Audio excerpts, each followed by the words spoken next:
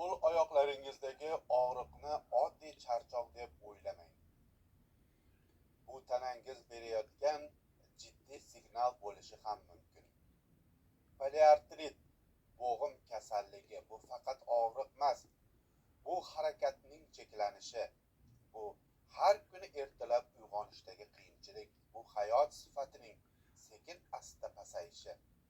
Eng yomoni, ko'pchilik buni faqat dorilar bilan bosishga harakat qiladi, lekin sababchi, ildizchi? Igloterapiya bu shunchaki usul emas. Bu organizmni uyg'otish, qon aylanishini tiklash, asab tizimini muvozanatga keltirish va eng muhimi tabiiy shifo yo'lini ochishdir. Tanangizdagi har bir nuqta bu kalit, to'g'ri joyga qo'yilgan igna esa davo.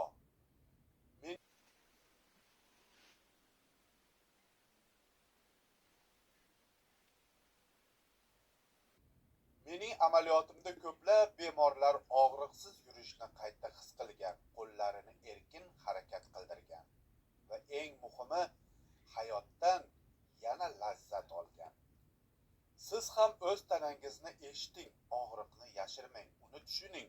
Chunki haqiqiy davolash bu og'riqni bosish emas, balki uning ildizini yo'q qilishdir.